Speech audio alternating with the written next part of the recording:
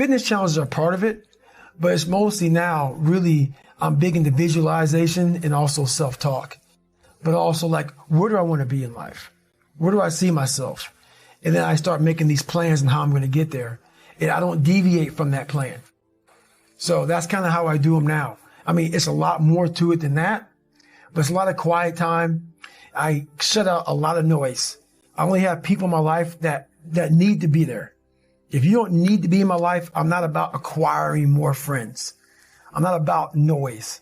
I'm about, okay, are you trying to go somewhere? You can jump on board. If not, I don't want to hear all your problems. Do you have a solution for your problem?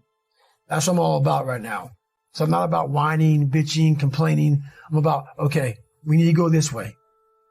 Basically, I ran 101 miles in 19 hours and 6 minutes unprepared. Shit on myself, pissed blood down my leg, had 30 miles to go. Horrible, worst pain in my entire life.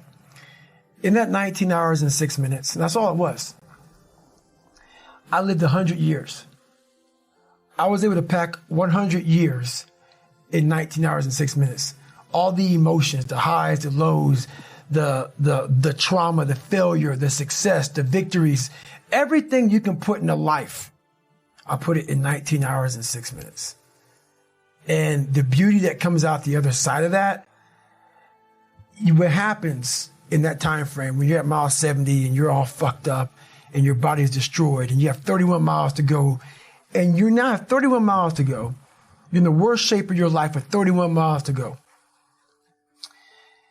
It's in that 31 miles that I was able to crack open another part of the human mind, a part that very few people are able to examine, because why? They're not willing to go there. Like back to the Rock. I guarantee you, when he was climbing that thing and he had ropes on, he was thinking, shit, man, I can only imagine this is going to be with no ropes at all. You have to go to a different focus. The focus has to be so heightened that very few people, they even understand that, but they have it in them. They have it in them to go there, but you have to go to a place of fear, of suffering, of pain, of doubt. And that's when your mind, if it knows it's not going to quit, it opens up. And once it opens up, that's my 40% rule. Once you can open your mind up when it knows it's not going to quit, it finds more. It finds more focus. It finds more power. It finds more drive. And that's what gets you through the 31 miles. That's what gets him so hyper-focused on that one little nodule to put his finger on. And that's what you find in those moments. But without those moments, you don't know what you're capable of, because you're living a very structured life without risk. It's not addictive at all, because you don't want to live there, but it's definitely a place that makes you look at people very differently. Because once you see, it's different if I was born with a silver spoon and everything was given to me and life came easy. But knowing where I came from and where I'm at now, just because I was able to crack open a few more doors, that's what's disappointing for me, for other people. So it's not that I want to live there. I know I can go there. And once again, I know other people can go there. So I guess that's the thing with me, is I know I have the ability now to go to a place that's very, very hyper-focused, that I can accomplish some pretty amazing feats. Not because I'm amazing, because I allowed my mind to be open-minded for the possibilities of what can I achieve. So for me, failure is something that you should be afraid of. It should be afraid of. But that's why you should go out there and challenge yourself to fail. Because if you're not failing at something, that means you've set your goals to pass, to succeed at everything you do, which means you're not setting your goals high enough. So for me, okay, I'm going to go out and break the Guinness Book of World Records for pull-ups. Lofty goal, which is why I failed it twice before I finally got it. I knew going into everything I've ever done in my life, Navy SEAL training 3 times before I got it. Everything I've ever done in my life took me 3 times before I got it. I knew that there was a huge possibility of failure. But what I gained from failure is this.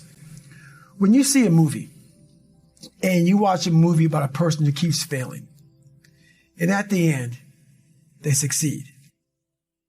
I become the movie. I want to feel how I feel watching someone else in the movie. When I watched Rocky get his ass kicked and I watched all these different things of failure, I was able to put myself there and say, God, man, how much do you feel now that you finally got there? That's what failure has done to me. I've watched so many things and watched someone succeed at the end of it. It's like, God, I want to feel like that. But failure causes that one feeling. Without that failure involved, you don't have that feeling. If you just pass and you succeed and you're great, that feeling, yeah, okay, I'm good. What takes you years, months, years to accomplish because you just can't get over the hump, but you continue going back to the drawing board. You're looking for those few seconds after you finally figure out the equation, whatever the equation may be, to get you to finally pass, to succeed. I live for that feeling, but I can't get that feeling without going through, I failed this equation. I failed this one. I failed this one. I failed this one. Oh, I'm figuring it out. So you start to feel it before you even pass, before you even get to the success part. And then once you succeed, the feeling is unbelievable. And you take that feeling of success through failure and you put it in your cookie jar. And you say, I'll come back and get you again. I'm going to need you again down the road in my life. And so I tell people, do it haphazardly, a tiny bit at a time, and badly. Because you can do that. I tell my students when they're doing their theses, master's thesis, write a really bad first draft. And then we have a little conversation about that because they don't think I mean that. Because it sounds like a cliche in some sense. It's not a cliche. It's not a cliche at all. It means you're a terrible writer. You would sit down and write it.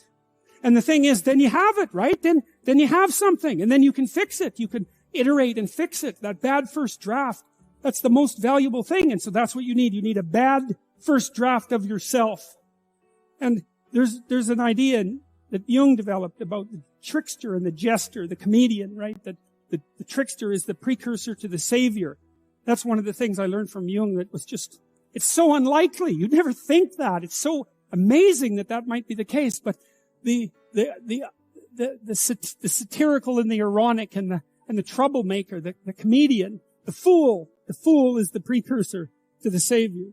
Why? Because you're a fool when you start something new.